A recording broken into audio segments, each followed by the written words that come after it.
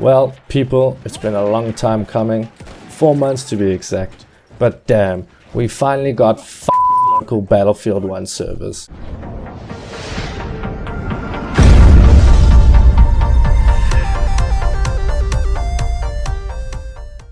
Hey guys, Sportside here. I hope you all are well, and yeah, let's just get to it. So now, since Battlefield 1 officially released on the 21st of October, it has been 4 very long months for most South African Battlefield 1 players. An unnecessarily long wait in my opinion, which unfortunately has left many of us feeling more like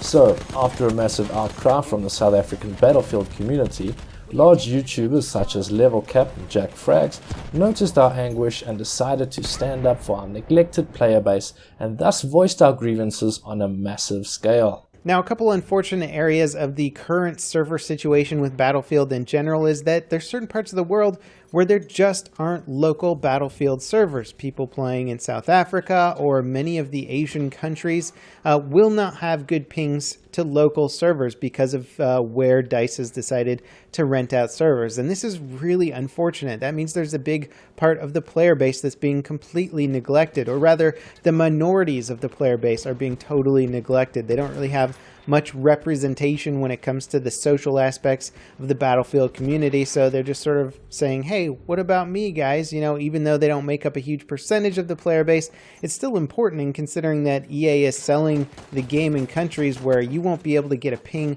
of less than 200 because of how far away the servers are. It seems kind of wrong on that level, and I think EA really needs to do a better job of dispersing the servers more globally so that people can have their own servers, or at least let those people rent servers that are local to them. That way they can have some good dedicated servers playing with good pings. I feel really bad for those guys because a lot of them have been speaking up recently, just saying what their situation is like trying to play Battlefield, and I wouldn't want to play this game if I had to have 200 ping every time. Also, something I'd like to mention regarding BF1 servers in general. I've had a lot of African, South African and Southeast Asian Battlefield players reach out to me saying that they haven't got any local servers to play on BF1, and the closest ones to them are usually hosted in Europe or the UK, and as such they're joining games and playing with pings of 200 to 300, which of course is an awful gameplay experience not only for them but also for other players in the game with normal pings. They've paid the $70 for the game or whatever it is,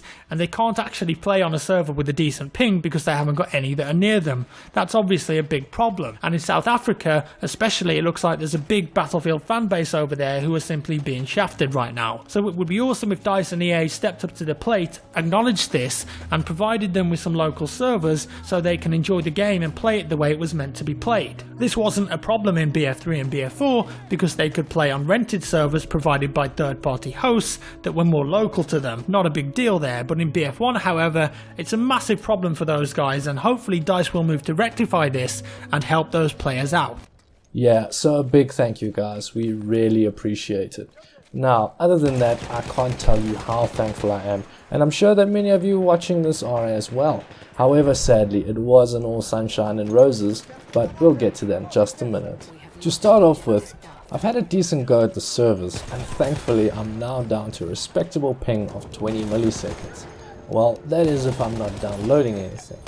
Playing the game has become such a pleasure now, at least in comparison to without local servers. The character movement and gameplay feels a whole lot smoother, and what minor stuttering I had left over from applying a previous fix has all but completely vanished. I must say that I really appreciate the fact that my kill shot noises are no longer delayed. It's been quite annoying to see the enemy bodies fall to the floor before hearing that sweet ting noise. Really immersion breaking fucking shit in my opinion. Now, I'm incredibly thankful that tracking fast moving targets are no longer a ball ache. Before this, I would always have an incredibly hard time hitting an evasive bouncing player. So yeah, for now, things are looking up. Oh, and how could I forget that bloody dying behind cover.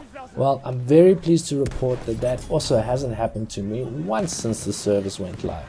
So like, it's already nearly all of my gripes solved right there. Wow, thank you EA, thank you. Actually, why the hell am I thanking them so much? Didn't I buy the game just like everyone else?